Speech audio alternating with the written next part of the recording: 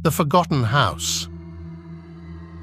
In the remote town of Ravenwood, a crumbling mansion stood hidden behind a dense forest.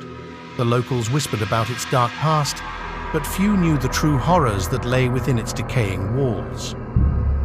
One stormy night, a group of 4 friends, Mark, Sarah, Tom, and Emily, decided to explore the mansion. They were thrill seekers, always looking for the next adrenaline rush. Despite the town's warnings, they believed the tales were mere superstitions. Armed with flashlights and a camera, the group made their way to the mansion. The gate creaked ominously as they pushed it open.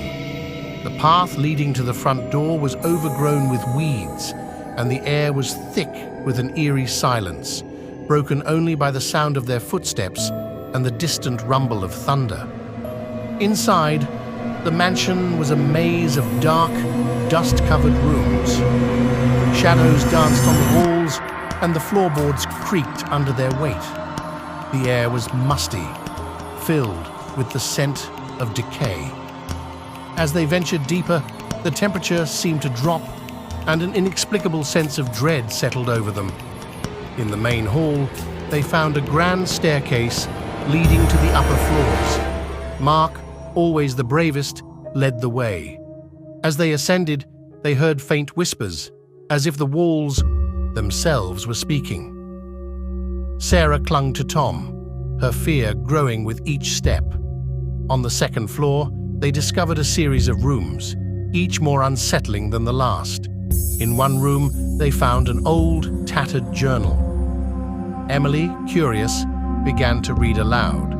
The journal belonged to a man named Jonathan, who had lived in the mansion over a century ago. He wrote about strange occurrences, ghostly apparitions, and a sinister presence that haunted the house. As Emily read, the whispers grew louder. The friends felt a cold breeze despite the windows being shut. Suddenly, the door slammed shut, trapping them inside. Panic set in as they tried to open the door, but it wouldn't budge. The room grew colder, and the whispers turned into screams. The walls seemed to close in on them, and the floor began to shake. A ghostly figure materialized in the center of the room, a tall, shadowy man with hollow eyes and a twisted smile. It was Jonathan, or what was left of him. He spoke in a chilling voice, recounting the horrors he had endured. He was cursed, bound to the mansion for eternity. He warned the friends that they too would share his fate if they didn't leave immediately. Desperation fueled their attempts to escape. Finally, the door gave way, and they bolted down the stairs. The mansion seemed alive, with doors slamming and windows shattering around them. They burst through the front door and ran into the forest, not daring to look back. Breathless and shaken, they reached the safety of the town. They vowed never to speak of what had happened. The mansion remained, a dark sentinel, waiting for its next victims.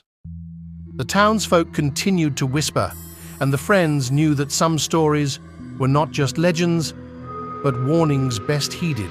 Epilogue. Years later, the mansion still stood, untouched by time. The friends had moved on, but the memory of that night lingered. Mark often woke up in a cold sweat, hearing the whispers in his dreams. Sarah couldn't shake the feeling of being watched. Tom became obsessed with researching the paranormal, hoping to understand what they had encountered. Emily, the most affected, never spoke of that night again. The mansion remained a grim reminder that some places are better left forgotten. The of Ravenwood Mansion awaited, ready to claim new souls to join Jonathan in his eternal torment.